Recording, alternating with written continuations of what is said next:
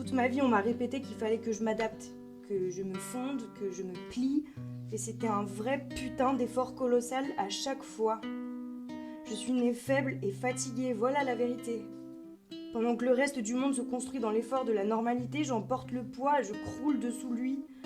Une erreur ? Voilà qui je suis. Je m'appelle Clara Kifrinek, j'ai 26 ans. Je suis originaire du Havre et je suis aussi comédienne et chanteuse. J'ai commencé mon parcours dans une compagnie amateur et bénévole qui est implantée au Havre, la compagnie Corinthe, qui est dirigée par Jean-Claude Richard. Et cette compagnie produit des spectacles son et lumière dans toute la région normande depuis 25 ans maintenant.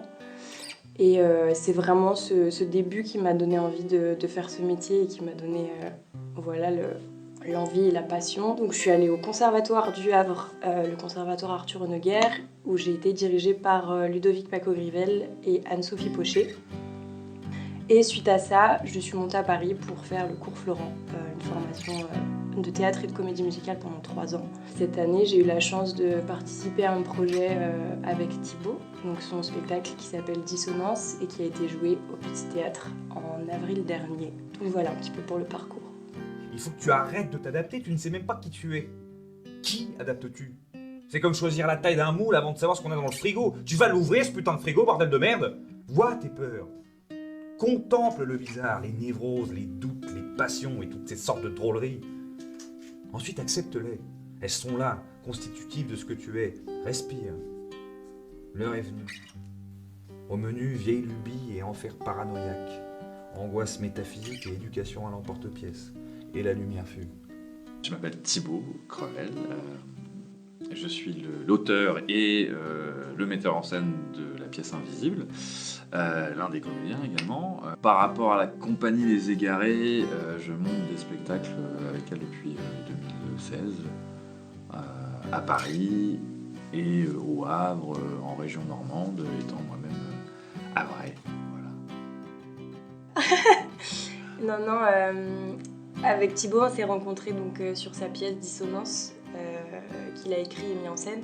Et on s'est rencontrés grâce à des amis en commun, et c'est vrai que ça a tout de suite très bien fonctionné. On s'entend très bien artistiquement et humainement parlant. Donc, quand il m'a parlé de ce projet autour de l'autisme, ça a été un petit peu une évidence. J'ai moi-même dans mon entourage quelqu'un qui est autiste, donc forcément c'est un sujet qui me touche particulièrement. Et c'est important, je pense, d'éveiller les consciences autour de ça et de sensibiliser les gens. Ça a été un grand oui tout de suite. Pourquoi je pense que la première réponse à donner, c'est sans doute une question d'affection. Voilà. Parce que j'ai besoin, moi, de travailler sans doute avec des gens que j'affectionne. Il se trouve que par un heureux hasard, les gens que j'affectionne sont souvent aussi des personnes que j'estime, dont j'estime le travail au moins. Voilà, et puis bon, ces choses sont assez mêlées en général dans ce métier. Plus précisément, je dirais que j'aime les comédiens, disons physiques, qui appréhendent l'acte théâtral comme un mouvement physiologique plus qu'un mouvement de vibration intellectuelle ou je ne sais quoi. Je pense que Clara l'envisage aussi comme ça. Accessoirement, ça a l'air bête de dire ça, mais elle joue juste. Jouer juste, c'est-à-dire jouer un caractère donné dans une situation donnée sans charger, sans donner d'effet pour tirer la couverture à soi ou je ne sais quoi. Je pense qu'elle a cette qualité-là qui, malgré tout, je crois, est un phénomène assez rare. Et chose très appréciable pour gagner du temps dans le boulot, c'est quelqu'un qui a oublié qu'elle était belle. Et ça, c'est bien. Bien évidemment.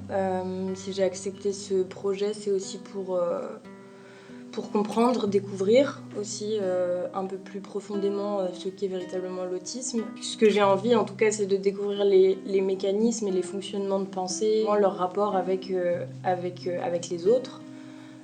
Leur rapport avec leur corps, leur rapport avec l'amour, le sexe aussi. En fait, c'est toute une énorme machinerie qu'il faut réussir à décrypter et de retranscrire au plus juste. Et c'est vraiment ce que j'essaye de faire, en tout cas, dans cette pièce. Alors déjà, l'autisme, qu'est-ce que ça représente? C'est-à-dire que de façon générale, j'ai une tendance à accorder de l'importance, j'ai une tendance à être curieux quand il s'agit des différences d'une façon générale, et notamment des différences qui ne se voient pas. Les humains ont chacun des façons de raisonner, des façons de penser, des façons d'apprendre. Peu importe si on colle une étiquette autisme ou autre, mais je pense que quand on arrive à faire échanger des raisonnements différents entre eux, je pense qu'on obtient toujours des choses très innovantes, des découvertes et des choses assez grandes en vérité. Ça pour l'autisme, et puis l'autisme, quand on commence à mettre le nez dedans, la première chose à laquelle on est confronté, c'est une question de justice, d'équité, dans le sens où quand on sait que 20% des enfants autistes seulement sont scolarisés en France contre 80% aux États-Unis, ça pose énormément de questions et on se demande qu'est-ce qu'on peut faire pour faire avancer à notre niveau les choses. Moi, mon métier, c'est le théâtre, le spectacle vivant, donc la première réaction a été évidemment d'écrire quelque chose, de jouer quelque chose. Pourquoi spécifiquement parler de l'autisme féminin ? Parce que l'autisme féminin est d'autant plus invisible qu'il est beaucoup plus difficile à diagnostiquer que chez les hommes. Et en plus de ça, la question du genre souvent est très sous-jacente, puisque c'est une case dans laquelle naturellement les neurotypiques ont une tendance à vouloir s'enfermer, et c'est d'autant plus vrai pour les personnes avec des fonctionnements autistiques. Et du coup ça pose aussi cette question. Je trouve que ça élargit le sujet. C'est une façon de poser la question en un peu plus grand, quoi. Faire un don pour cette pièce, ça représente le souhait de sensibiliser encore plus et davantage le plus grand nombre. Que les autistes ne soient plus obligés de s'adapter à la société dans laquelle on vit, mais que ce soit la société qui s'adapte un petit peu plus à eux en tout cas. Et ça passera de toute façon par le fait de favoriser l'accès à l'éducation, au monde de l'emploi, et également de continuer de développer les infrastructures pour pouvoir accueillir au mieux les autistes. C'est faire le souhait de la connaissance et du savoir, ce qui n'est pas peu de choses. C'est faire plus largement le souhait d'une société, de l'acceptation de l'autre. Et plus globalement, c'est tout simplement faire le souhait d'un plus grand avenir pour nous tous. Et Dieu sait qu'on en a besoin. Je suis persuadé que n'importe qui, peu importe son fonctionnement, si on le met dans la bonne configuration, dans le bon bain, qu'il nagera et créera des choses intéressantes et qui seront bénéfiques pour tous.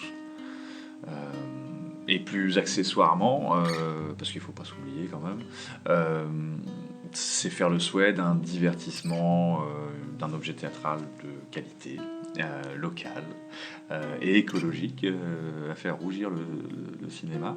Voilà, et puis on souhaite vous retrouver le 7 avril dans la grande salle du Pasino du Havre, en espérant vous voir nombreux, bien sûr. Ils ne font pas attention à moi et ils ne me remarquent pas. Rien de plus normal, je suis invisible. Une chose négligeable qu'on bouscule dans la foule. Et Camille, bon Dieu. Camille, je l'ai oublié, point, fin de l'histoire.